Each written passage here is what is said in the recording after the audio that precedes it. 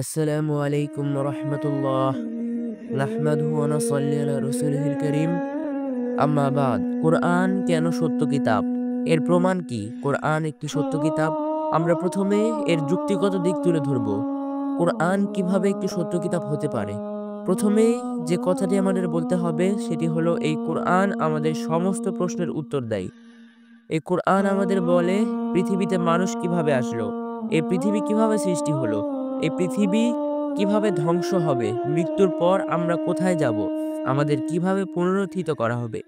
এই সমস্ত প্রশ্নের উত্তর কোরআন আমাদের দেয়। একইভাবে অন্যান্য ধর্ম এসব প্রশ্নের উত্তর সঠিকভাবে দিতে পারে না। যেমন হিন্দু ধর্মের ক্ষেত্রে এটি পুরোই উল্টো। হিন্দু ধর্ম আমাদের বলে মানুষ সৃষ্টি হয়েছে বানর থেকে, বানর ধীরে ধীরে মানুষের রূপ নিয়েছে। নাউজুবিল্লাহ। মহান আল্লাহ তাআলা বলছেন, মানুষ কি মনে করে যে আমি কখনোই তার অস্থিসমূহ একত্র করব না? হ্যাঁ, আমি তার আঙ্গুলের অগ্রভাগ পুনর্বিন্যাস করতে সক্ষম। এটি সূরা কিয়ামার ৪ থেকে ৫ নং আয়াত। এখানে ভালোভাবে লক্ষ্য করলে দেখবেন, এখানে আল্লাহ তাআলা বলেছেন আঙ্গুলের অগ্রভাগ পুনর্বিন্যাস করতে সক্ষম। আল্লাহ তাআলা বলছেন যে প্রত্যেকটি মানুষের ফিঙ্গারপ্রিন্ট আলাদা, প্রত্যেকটি মানুষের আঙ্গুলের অগ্রভাগ আলাদা। বহু কক্ষপথ বিশিষ্ট আসমানের শপথ। এখানে ভালো করে খেয়াল করলে দেখবেন বহু কক্ষপথ অর্থাৎ একাধিক রাস্তা, অর্থাৎ মহান আল্লাহ তাআলা বলছেন আসমানের একাধিক রাস্তা রয়েছে, প্রত্যেকটি নক্ষত্রের নিজস্ব রাস্তা রয়েছে। আল্লাহ তাআলা বলছেন আর জমিনের দিকে কিভাবে তা বিস্তৃত করা হয়েছে। মহান আল্লাহ তাআলা আমাদের বলছেন যে তোমরা জমিনের দিকে তাকাও, তা কিভাবে বিস্তৃত করা হয়েছে।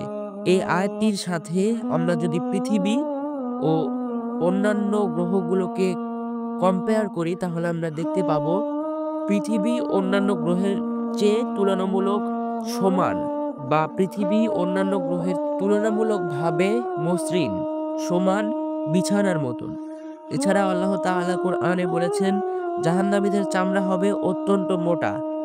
তারা তাদের আযাব ভোগ করতে করতে যখন তাদের চামড়া পুঁজে পরিণত হবে এবং একটি স্থানে গিয়ে জমা হবে, পুনরায় তাদের চামড়া গজিয়ে দেওয়া হবে যাতে তারা শাস্তি ভালোভাবে সহ্য করতে পারে।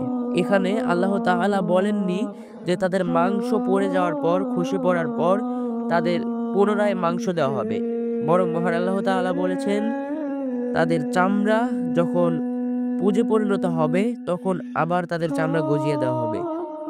এর কারণ হলো আমরা যে ব্যথা পাই সেটি আমাদের চামড়ায় পাই, আমাদের মাংসে নয়।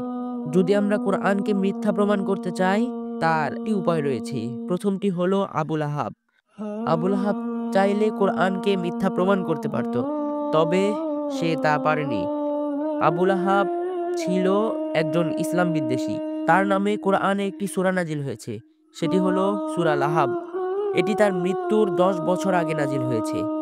এখানে আল্লাহ তাআলা বলেছেন আবুল আহাব হবে জাহান্নামী। তবে এই সূরা নাজিল হওয়ার ১০ বছর পরে আবুল আহাব মারা যায়।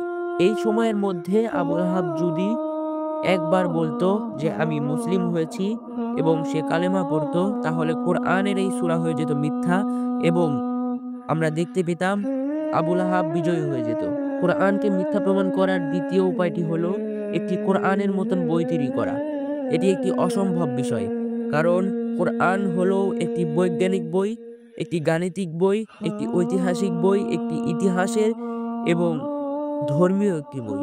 এটির মতন একটি বই তৈরি করা কখনোই সম্ভব নয়। এটির মতন একটি সূরা তৈরি করা, এটিও সম্ভব নয়। এবং শেষ উপায়টি হলো কোরআন ভালোভাবে পড়ে এটির ভুল খুঁজে বের করা।